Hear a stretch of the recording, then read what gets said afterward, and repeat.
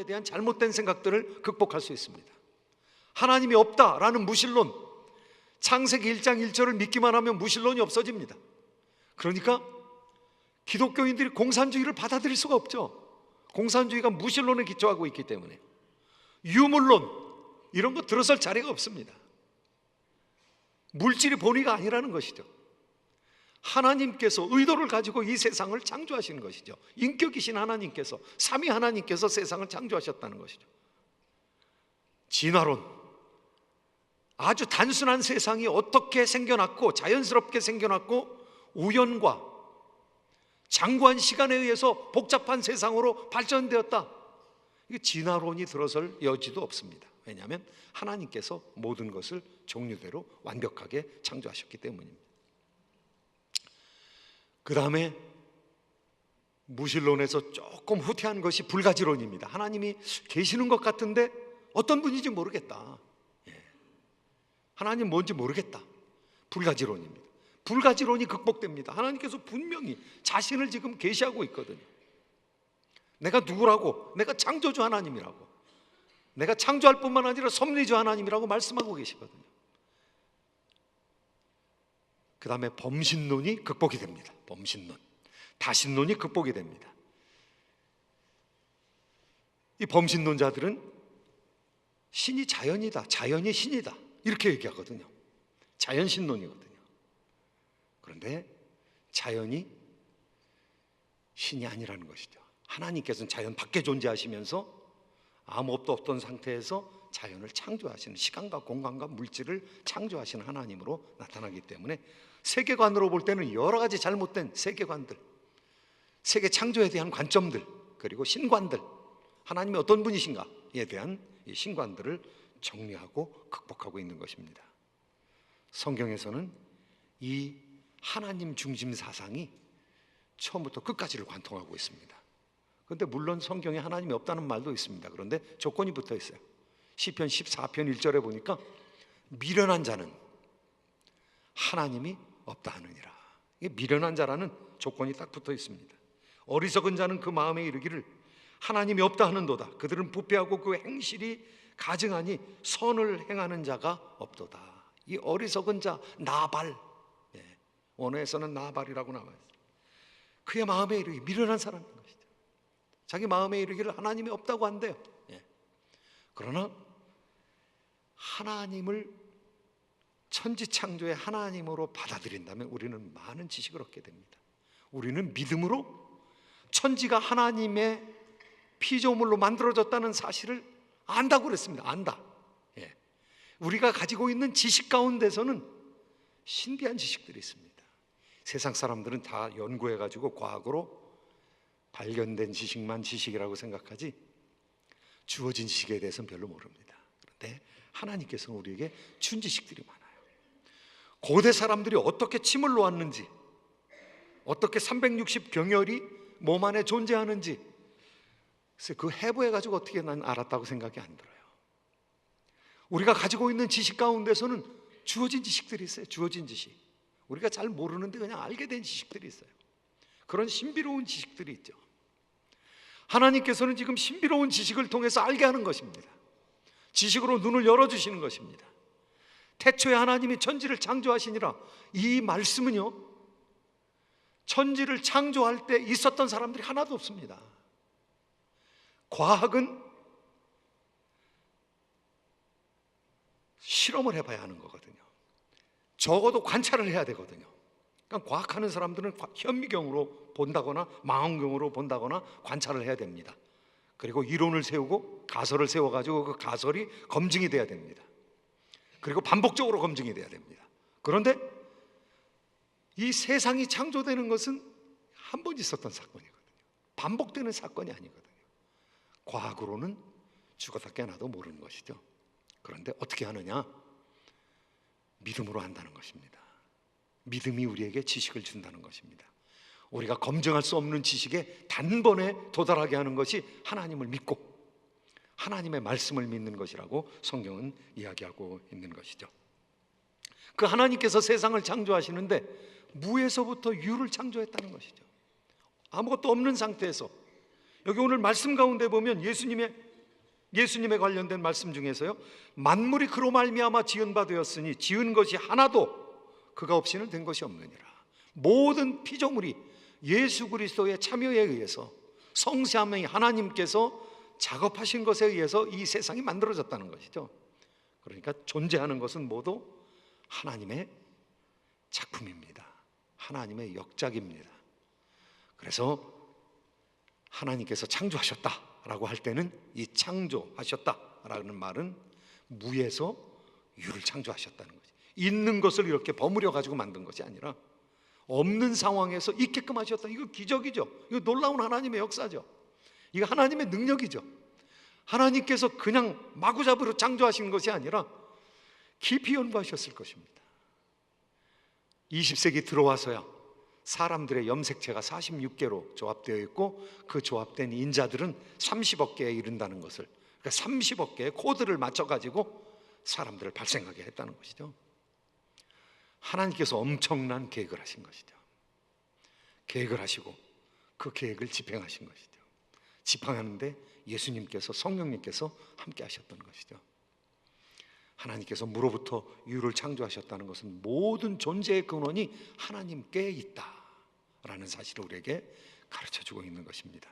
창조한다라는 말, 우리는 누가 창시자다, 누가 창조했다, 누가 만들었다, 처음 만들었다, 이런 말을 아무한테나 막 쓰지만은요, 이 창조한다라는 동사, 바라라는 동사는요, 주어가 결정이 되어 있습니다.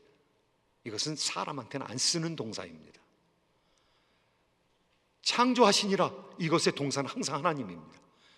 그냥 동사만 써도 주어는 하나님이신 거죠. 꼭 하나님과 연결되어서만 창조한다라는 말이 사용되는데, 그 창조한다라는 말이 바라라는 그 말로, 그러니까 창조의 유일한 주제는 성삼위 하나님이시다. 이것을 오늘 본문이 우리에게 이야기하고 있는 것입니다.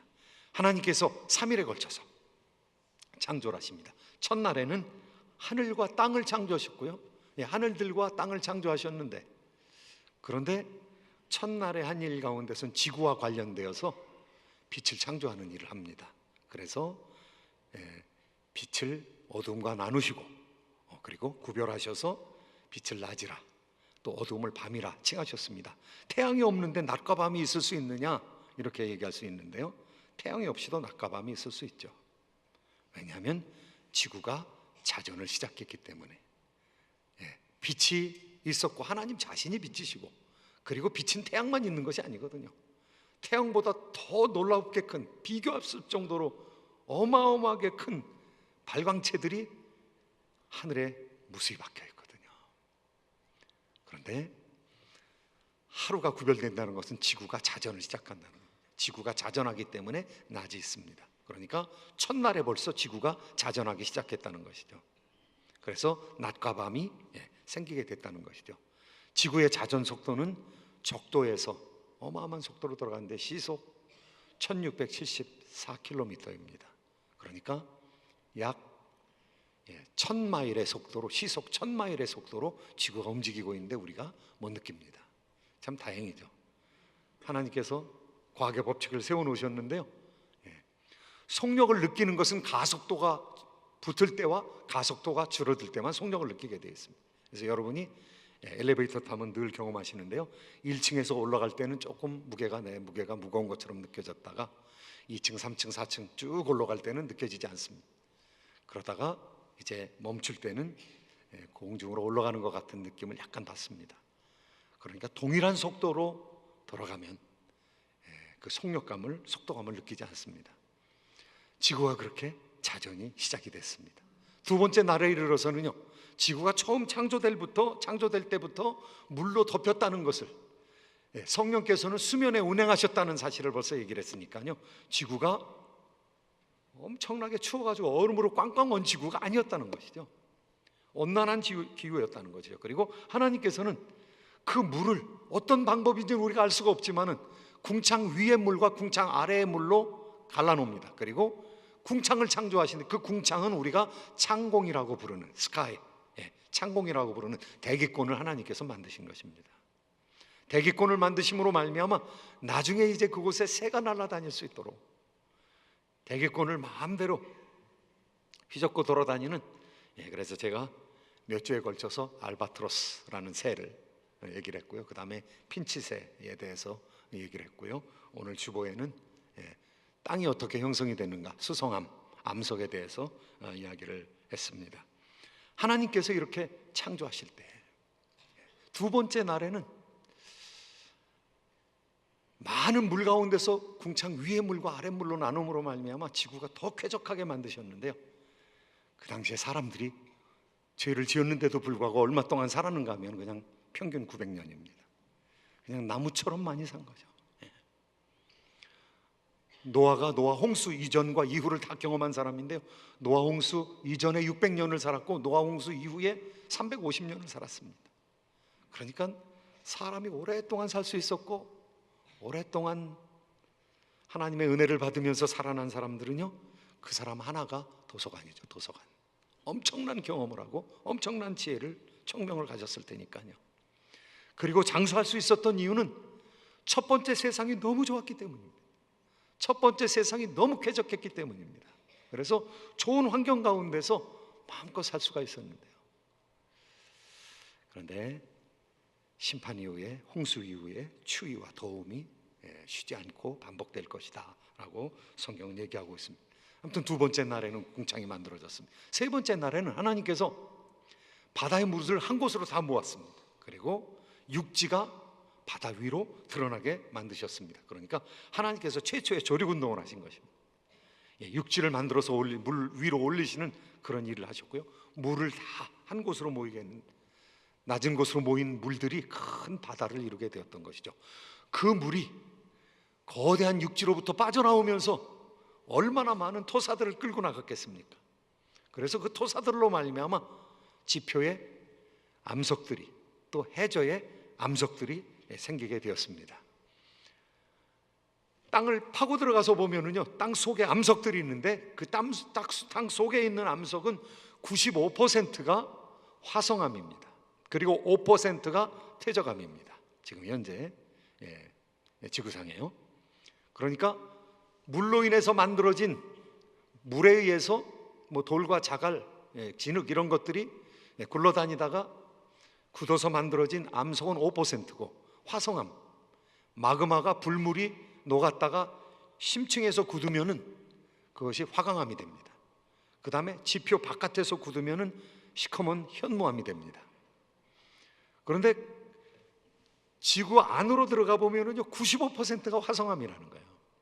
그리고 지금 속도로 볼 때 화성암이 만들어진 속도가 퇴적암이 만들어진 속도보다 훨씬 빠릅니다. 그런데 지금 지표에는요 70%가 수성암입니다. 그리고 30%가 화성암입니다. 땅 거죽에는요. 그러니까 이 땅 거죽에 이렇게 많은 수성암, 퇴적암이 있다는 이유는 하나님께서 첫 번째 세상을 만드실 때 바닷물을 끌어당겨 낮은 데로 흐르게 하고, 또 산을 높여서 큰 산을 만들고 그곳에 큰 대륙을 만들므로 많은 수성암이 지구를 가득 덮게 했다는 것이죠. 그리고 그 후에 수성암이 또 생기는데요, 첫 번째 수성암에는 화석이 하나도 들어가 있지 않습니다. 근데 두 번째 수성암, 젊은 수성암에는요 화석이 들어가 있어요.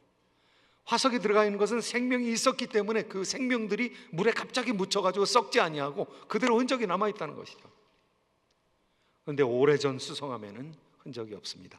그 수성암이 세 번째 날에 만들어진 것이죠. 그리고 세 번째 날에 묻이 드러나자마자 하나님께서 하신 일이 있습니다.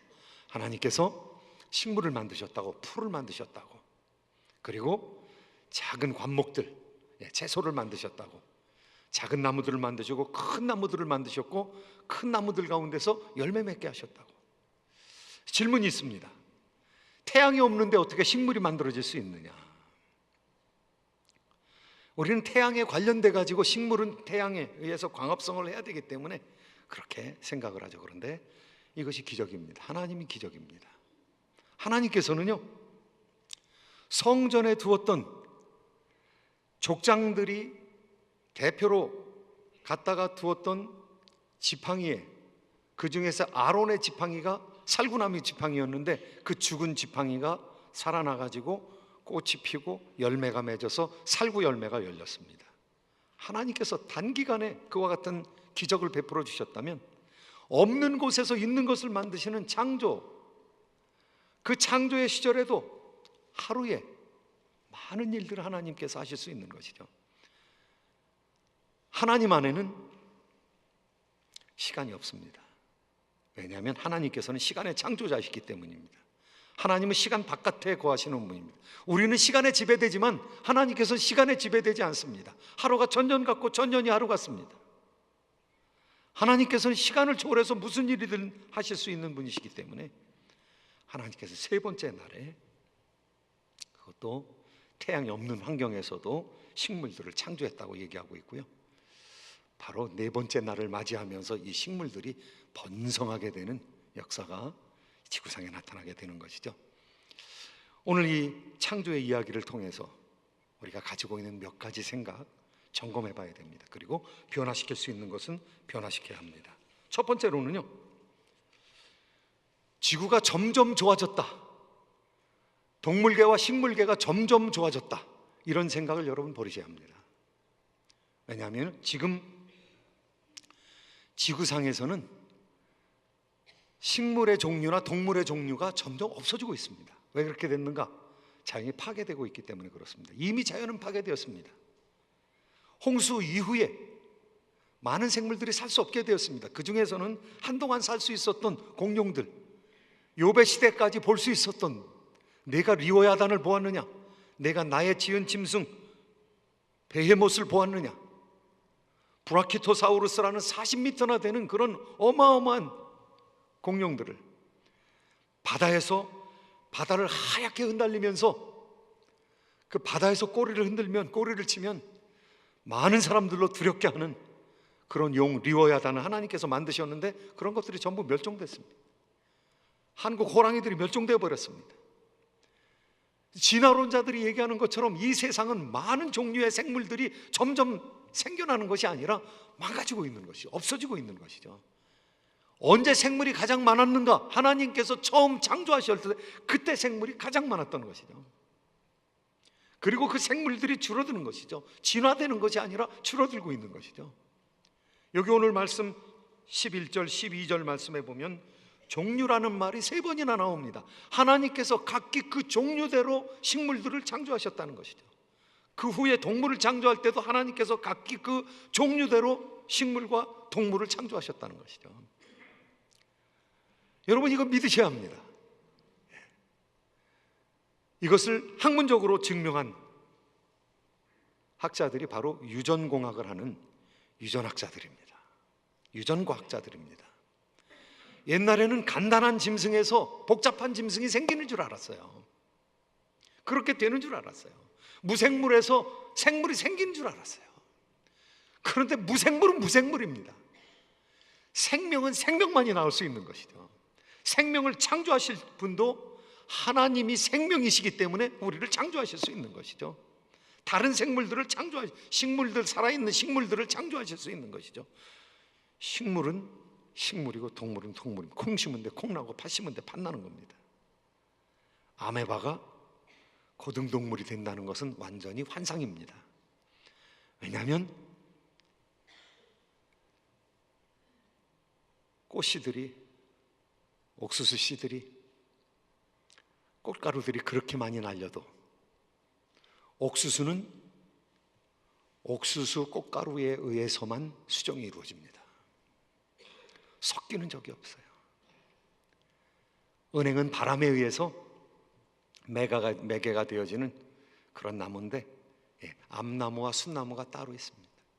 바람에 의해서 순나무에서 날려온 그 꽃가루가 암나무에 접속이 될 때만 반응을 합니다. 사람이 만들어 놓은 영화 빼놓고 늑대하고 호랑이가 신방을 꾸려본 적이 한 번도 없습니다. 역사상에. 사람이 만들어 놓은 무슨 작품 빼놓고 무슨 미꾸라지가 메기하고 같이 살았다 이런 거 없습니다. 그냥 메기가 잡아먹어버리는 것입니다. 사랑을 느끼지 않습니다. 심지어는 뱀 종류 사이에서도 다른 종류의 뱀과는 교배를 하지 않습니다. 이게 참 놀라운 일이죠. 그런데 진화론자들은 이게 다른 종류가 생겨난다는 거예요. 그렇지 않습니다. 하나님께서 종류대로 창조해 놓으시고 그 종류대로의 간격을 딱 끊어 놓으신 겁니다. 교배가 안 되게 만든 것입니다. 말과 나귀가 교배가 될 때가 있습니다. 암말과 순아귀가. 그래서 노새가 생기는데요, 노새가 생식력이 없습니다. 하나님께서 종과 종을 딱 끊어버리신 것입니다. 종류대로 내시는 것입니다. 그런데 더 복잡한 짐승으로 발전한다고요? 그렇지 않습니다. 우리 생각 바꿔야 합니다. 하나님께서 처음 지었던 세상이 최고의 세상입니다. 그리고 그 최고의 세상을 우리가 잃어버린 거예요. 신라곤 한 거예요. 그래도 홍수 이전의 세상은 살기 좋았습니다. 죄인들이 900년까지 살아갈 수 있었으니까요. 그런데 홍수로 인해서 또 망가진 것입니다. 그래서 사람의 생명이 600세, 400세, 200세, 100세 그 이하로 떨어져 버린 것이죠. 첫 번째 세상이 제일 좋았습니다. 그리고 하나님께서는 종류대로 창조하셨고요, 종류를 넘어서 다른 종으로 종의 기원이 있다라고 얘기하는 게 사실이 아닙니다. 진화론은 사실이 아닙니다. 절대적으로 사실이 아닙니다. 그리고 과학 법칙에도 어긋납니다. 과학 법칙에는요, 모든 세상 과학자들이 인정하는 법칙 중에서 연력학 제2법칙이 있습니다. 연력학 제2법칙은 엔트로피의 법칙이라고 합니다. 엔트로피는 무질서의 정도라는 뜻입니다. 그런데 이 세상은 무질서의 정도가 점점 증가한다는 거예요.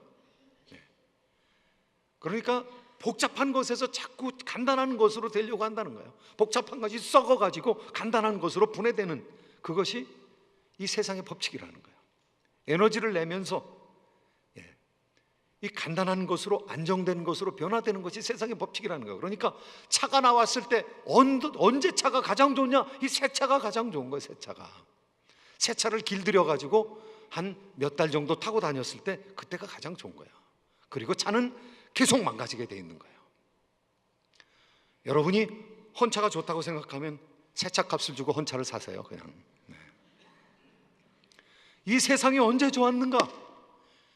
이 세상은 처음에 가장 정교하고 가장 아름답게 창조된 거예요. 그리고 시간이 지나면 지날수록 망가지는 거예요. 그나마 하나님께서 기적적인 역사로 붙들고 있는 것이죠. 그러니까 세상은 하나님께서 종류대로 다 창조하시고 처음 세상이 가장 좋았고, 종류가 더 복잡해지도 않고 개체 가운데 더 복잡한 것으로 발전하지도 않는다는 것이죠. 그것과 함께 우리가 또 받아들여야 될 것이 있습니다. 하나는 지구가 얼마나 젊으냐? 지구가 진화론자들이 생각하던 것보다 훨씬 젊다는 것입니다. 화석 가운데서 발견된 공룡의 뼈 가운데서 추출한 공룡의 조직이 아직도 연골 조직이 남아있다고 그러면 여러분 얼마나 놀라운 일입니까? 아직도 거기서 피세포가 붕괴되지 않은 채로, 썩지 아니한 채로 남아있다고 그러면 얼마나 놀라운 일입니까? 그게 수백 만 년 것이 아니에요. 화석 가운데서는 공룡 화석, 공룡 발자국 화석과 사람 발자국 화석이 같이 찍힌 것들이 있습니다. 그리고 다지층 화석이라는 것이 있습니다. 커다란 나무가 서 있는데 그 나무 옆에 지층이 쌓였어요. 그리고 우리가 생각하기에는 지층은 유구한 역사 속에서 수백만 년 동안에 점차적으로 쌓여서 그렇게 됐다. 그런데 그 허구일 가능성이 농후합니다. 1980년에 세인트 헬레나라는 미국 북쪽에 있는 화산이 터졌습니다. 진동하다가 터졌기 때문에 사람들이 준비하고 있다가 그 화산 터지는 광경을 필름에 담았습니다. 그런데 그 화산이 터지는데 산 3분의 1 정도가 그냥 물처럼 확 내려가더라고요. 확 내려가면서 화산이 폭발이 되더라고요. 그런데 그 토사가 한꺼번에 쓸려 내려가면서 지층이 며칠 만에 몇 번 연거퍼서 흘러내려가면서 쌓이기를 60피트의 지층이 며칠 만에 쌓였습니다. 그런데 60피트의 지층이 형성이 됐는데 그냥 모든 것이 다 섞여 있는 것이 아니라 선명하게 진흙과 자갈과 같이 이물질이 그냥 자동적으로 나누어지면서 그 입자의 크기나 이런 것들에 의해서 자동적으로 나누어지면서 지층이 생겼습니다. 60피트나 넘는, 지금도 관찰할 수 있는 지층이 생기게 되었던 것이죠. 이 세상은 격변에 의해서 짧은 시간 안에 이루어질 가능성이 농후합니다.